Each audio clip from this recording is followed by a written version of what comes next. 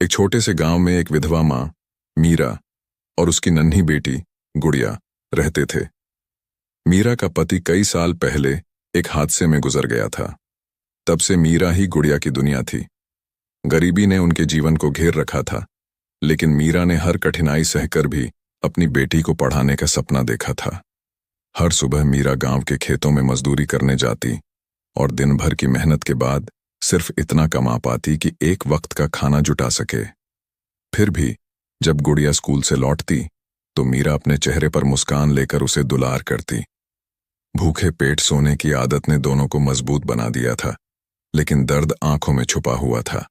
एक सर्दी की रात, जब ठंड अपनी चरम सीमा पर थी, उनका छोटा सा कच्चा घर हवाओं से कांप रहा था। गुड़िया को तेज बुखार हो गया। उसके पास न दवा थी न गर्म कपड़े। मीरा ने अपनी फटी हुई साड़ी को लपेटकर गुड़िया को गले से लगा लिया। वह रात भर जागती रही, ठंड से कांपती रही, लेकिन अपनी बेटी को खुद से दूर नहीं किया।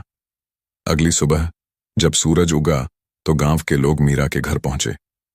उन्होंने देखा कि गुड़िया मीरा की गोद में गहरी नींद में थी और मीरा का शरीर ठंड से जकड़ चुका था। उसने अपनी जान देकर अपनी बेटी को बचा लिया था। गांव के लोग ये दृश्य देखकर रो पड़े। मीरा की ममता और बलिदान ने सभी के दिलों को झकझोर दिया। गुड़िया ने मां के प्यार और त्याग को हमेशा याद रखा और उसकी मेहनत के कारण वह एक दिन बड़ी होकर डॉक्टर बनी।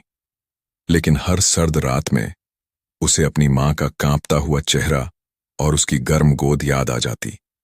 मीरा भले ही उस दिन चली गई थी, लेकिन उसकी ममता अमर हो गई।